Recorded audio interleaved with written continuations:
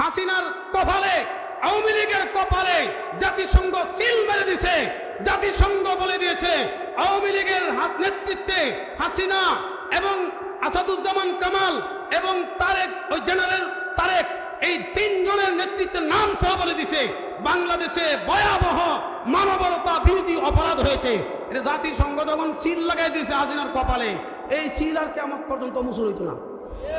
মাওলানা দেলোয়ার হোসেন সাঈদী তার রায়ের বিরুদ্ধে মানুষ আন্দোলন করার কারণে প্রায় 250 মানুষকে গণহত্যা করেছে হাসিনা। 2021 সালে হেফাজতে ইসলাম মোদি বিরোধী আন্দোলন করার কারণে হেফাজতের 21 জন হাফেজকে শহীদ করেছে। শুধু গণহত্যাই শয়তানে করেছে।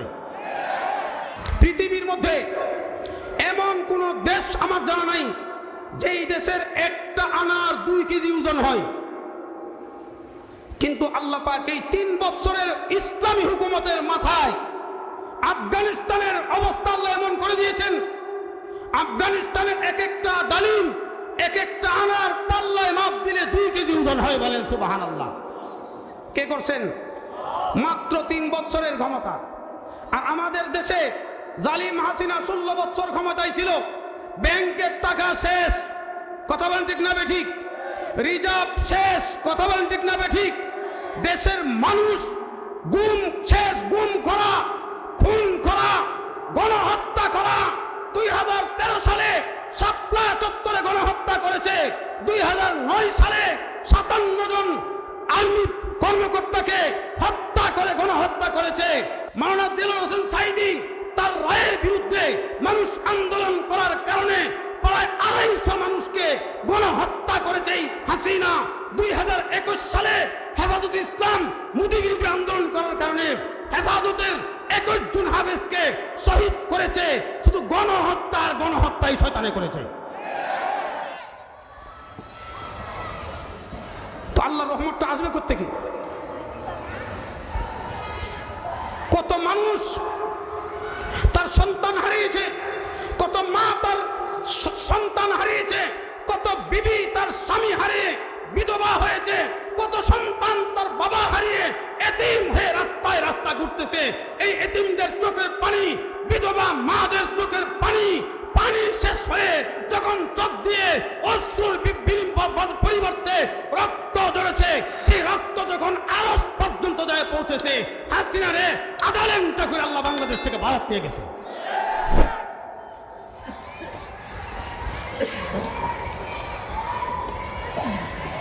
এই জন্য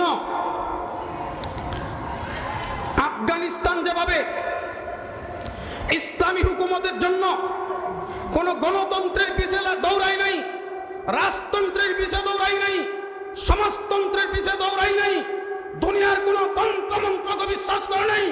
আল্লাহর তন্ত্র, আল্লাহর দেওয়া আইন, আল্লাহর দেওয়া সংবিধান, কোরআনে কারীম থাকতে, আল্লাহর দেওয়া নবীকে সংবিধান জানা, হাদিস থাকতে, কোরআন হাদিস দিয়া আবু বকর সিদ্দিক খেলাফত পরিচালনা করেছেন, উমর খেলাফত পরিচালনা করেছেন, উসমান খেলাফত পরিচালনা করেছেন, আলী খেলাফত পরিচালনা করেছেন রাদিয়াল্লাহু তাআলা আনহুম।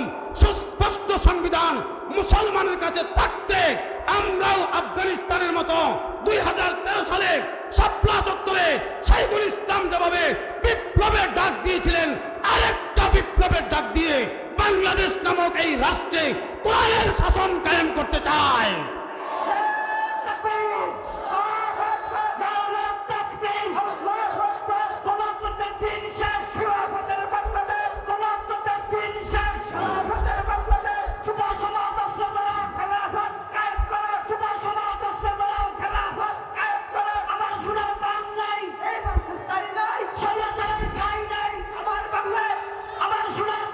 কিয়ামত পর্যন্ত যদি মানুষ চেষ্টা করে যে কোরআন হাদিসের আইন বাদ দিয়া গণতন্ত্র দিয়ে শান্তি প্রতিষ্ঠা হবে, কেউ যদি কিয়ামত পর্যন্ত চেষ্টা করে, কোন দেশ রাষ্ট্র কিয়ামত পর্যন্ত চেষ্টা করলেও কোরআন হাদিস মাইনাস করে গণতন্ত্র রাজতন্ত্রের আইনে কিয়ামত পর্যন্ত আল্লাহর কসম শান্তি প্রতিষ্ঠা হবে না, হতে পারে না।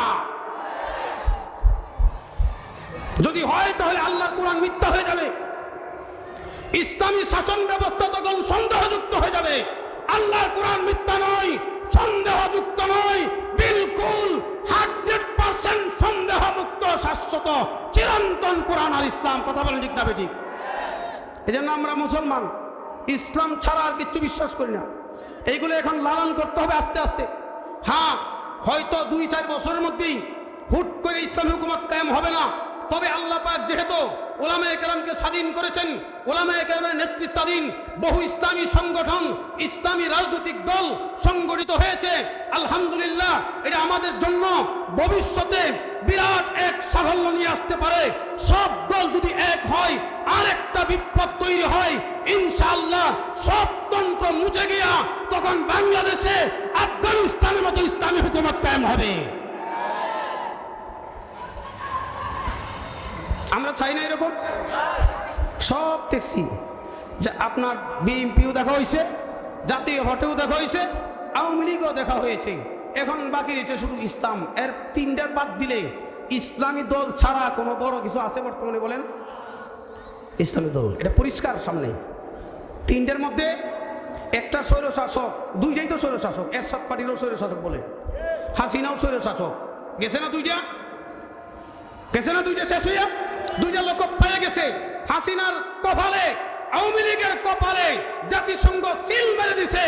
জাতিসংঘ বলে দিয়েছে আওয়ামী লীগের নেতৃত্বে হাসিনা এবং আসাদুজ্জামান কামাল এবং তারেক, ওই জেনারেল তারেক, এই 3 জনের নেতৃত্বের নাম সহ বলে দিছে বাংলাদেশে ভয়াবহ মানবতা বিরোধী অপরাধ হয়েছে।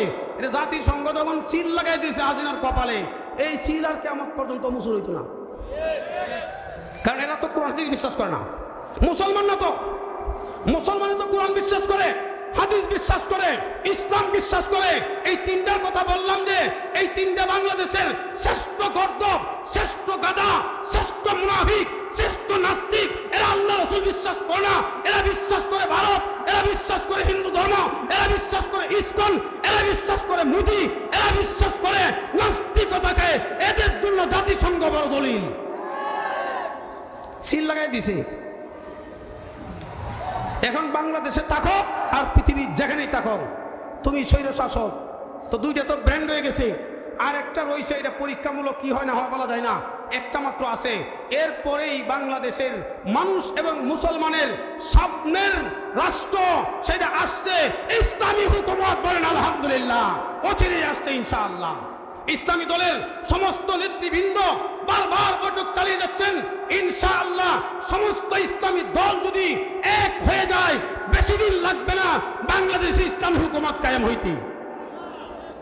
তখন মসজিদে যেভাবে কোরআনের কথা চলে, নামাজ, রোজা, হজ, যাকাত যেভাবে আমরা পালন করি, প্রত্যেকটা বাজারে তখন একই নিয়ম, কোরআন হাদিসের নিয়ম চলবে।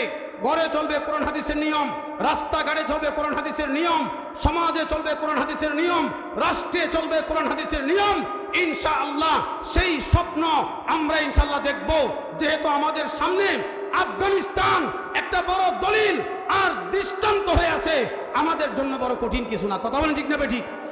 আমাদের দেশের ছাত্র জনতা, স্কুল কলেজ ইউনিভার্সিটির ছাত্র সমাজ, আলহামদুলিল্লাহ, যেভাবে তারা দেশপ্রেমিক, সেইভাবে তারা ইসলাম প্রেমিক, সেইভাবে তারা আলেম প্রেমিক।